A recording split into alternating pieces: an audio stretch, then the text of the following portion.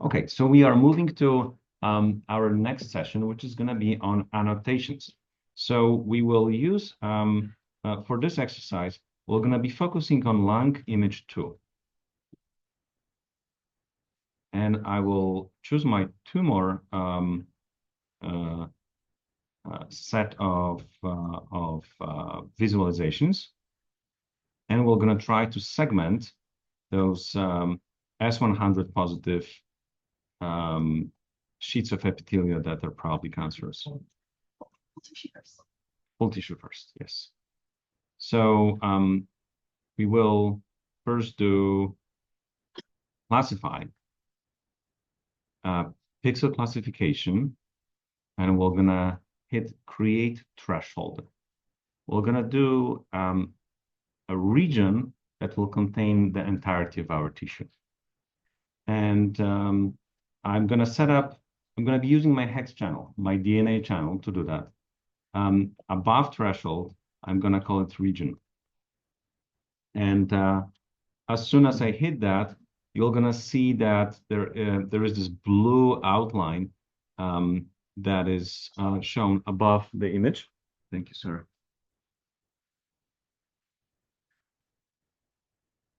And you can play a little bit with the resolution.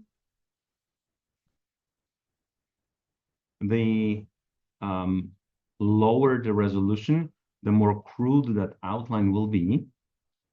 But if you have computer that's not very powerful, it might be your way to get around with working with those images.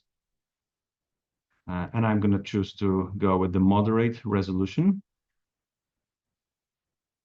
And then we will be asked to give this classifier a name. I'm going to call it tissue. And click Save. And by the way, the reason why we started by creating a project is because all of those little pieces of our image analysis workflow will be getting into that project. They're going to be saved together with everything else.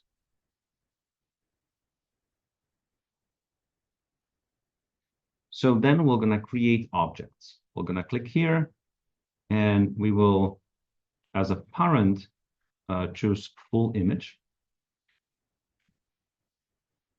And then we're going to have another window that will pop up. Well, we're going to be asked for some answers. So QuPath would like to know what kind of objects we're trying to create, and we want to create annotations. And then it asks for a minimum object size. Essentially, anything smaller than this value is going to be discarded. And any hole that's smaller than this value is going to be filled in. For now, let's go with 1,000 and 8,000. And for this to work, the checkbox create objects for ignored class must be checked. So let's hit OK.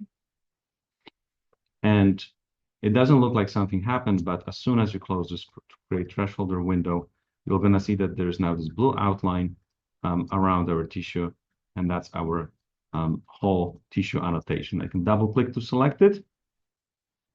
And you know, those values you're going to adjust depending on your needs. And I'm just going to quickly show you how you can estimate the size of something. I'm going to take a wand tool, and I'm going to start to draw. And this new object that just popped up, that's an annotation again. And that annotation has an area of about 2,000. So that area was not filled. The hole wasn't closed because the area was larger than 1,000. So the question is, if you go to the creation window here, if you absolutely need to have something below and above threshold, and I think it's implied that if there is nothing, it's just going to be ignored, right? Mm-hmm.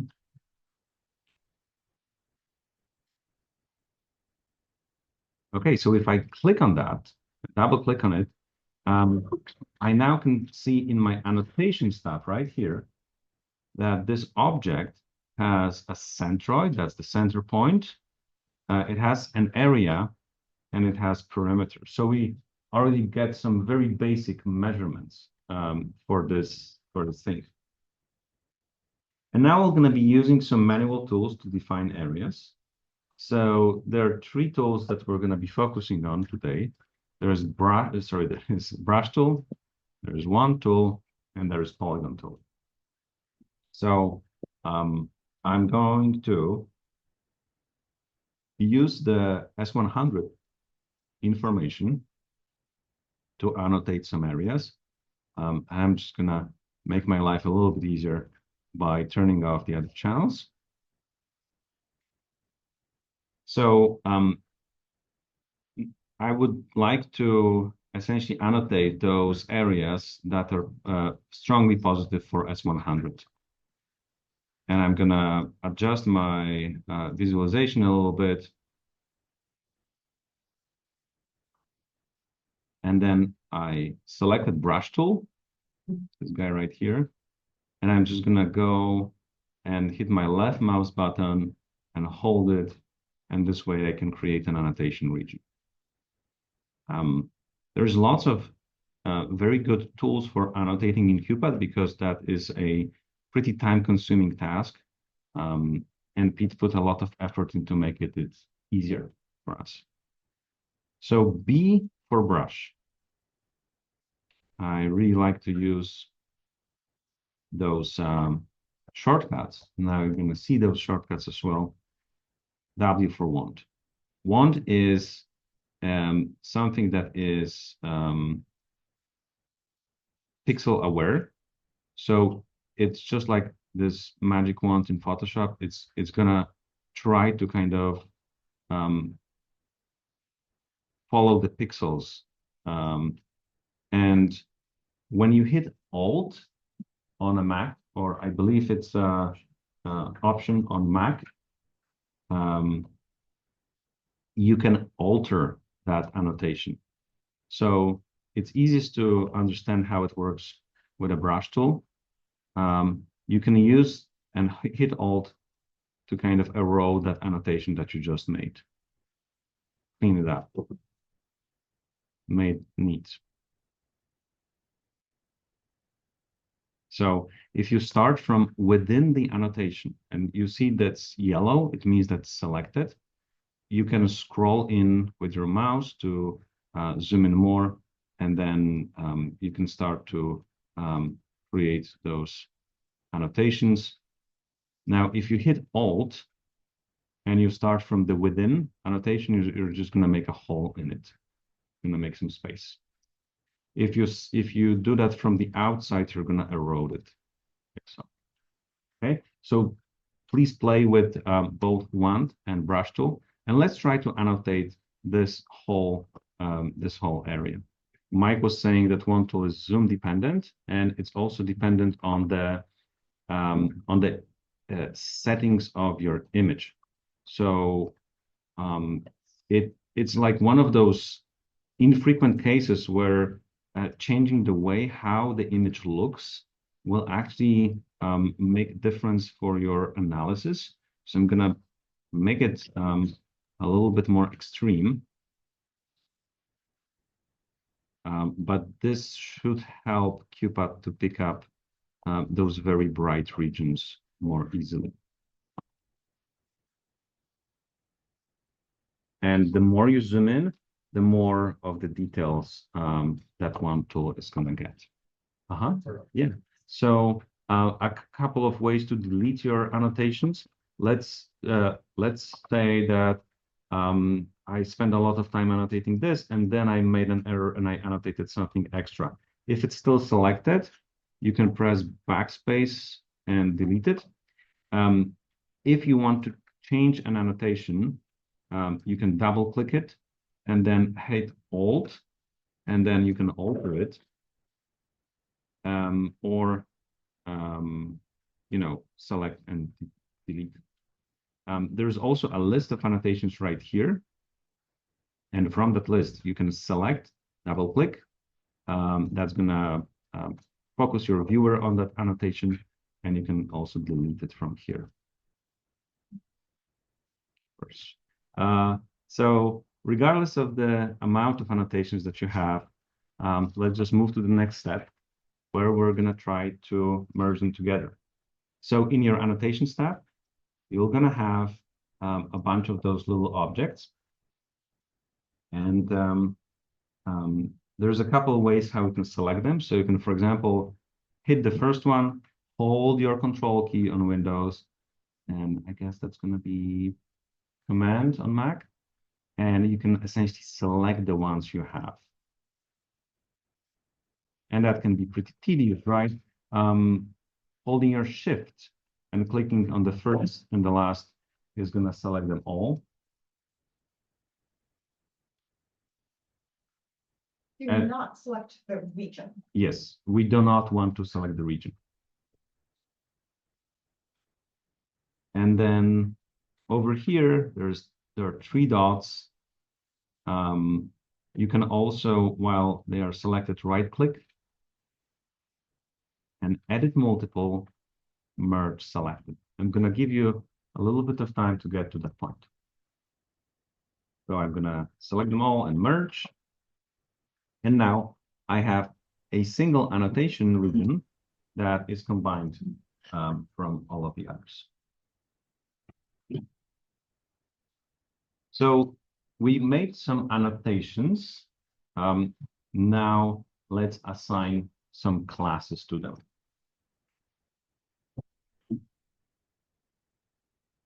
So let's click our annotation.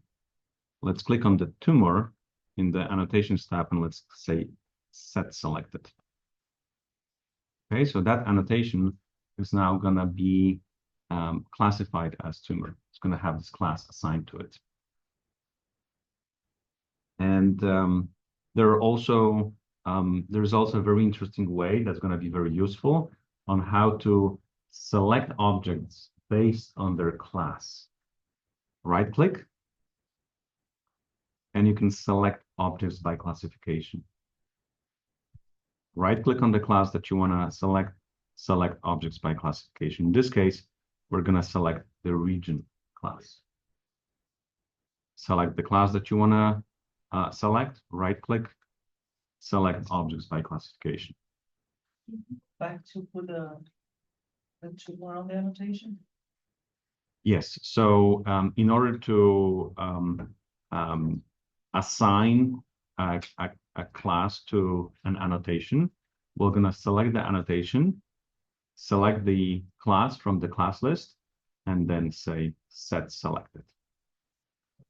Right-click context, isn't it? For like just in the annotation on in the viewer. Oh, yes.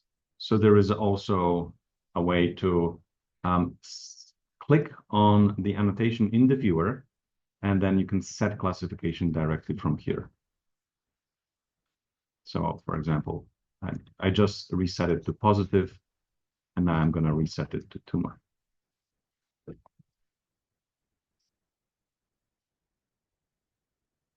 Okay, so we can also name our annotations. So I can click here and right-click and click on Set Properties. And then we can give it a name.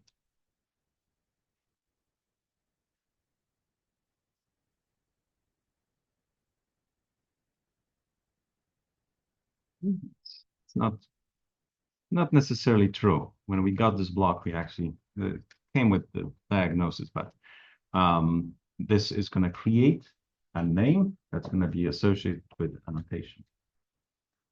Any questions so far? Yeah, so the question is how to save those annotations. They're going to become a part of your project. So something that I don't do often enough, but I highly recommend you start to do is save often. Okay, so File, Save. Those annotations now are becoming part of the project. And what's very nice about projects is that your files can be very big, but your project is going to be relatively small. And you can move projects from a computer to computer. And as long as you have access to the files, the QuPath will be able to reconnect and kind of find all of this. So one of the things that we're often going to be doing in image analysis, we're going to be trying to relate an area of a signal that's positive to a more generalizable area. And in this case, we would like to see how much of this, what is the kind of the tumor burden, the percentage of the area that's occupied by this tumor-like structures to the whole annotation region. So over here you have the area, and over here you have the area. And by dividing those two numbers together, by dividing the tumor annotation by the region annotation, we can get to a fraction of the area that's occupied by this structure. And if I was more diligent and I selected more of that, that should come to about 35%. All right, any further questions? The semi-transparent fill is because of this. And there's also this control that allows us to make our annotations and detections appear and disappear. And this this fill is pretty helpful because once your annotations are, you know, sufficiently complex, it's pretty easy to lose track of them. Now you can actually see that this is an empty hole. So that part of the annotation would not be considered. The question is, can we quickly export this view along with the original pixels? And it really kind of depends on how original those pixels we want. Because if we want the true original pixels, then it's going to be a little complicated. But I like to use export snapshot main window main window content. Sorry, this is actually going to export everything that you see here. So my trick is to hide that annotation pane, Shift and A, and then I typically just go from edit main window content like so, and let me try to show how it's gonna look like in a PowerPoint.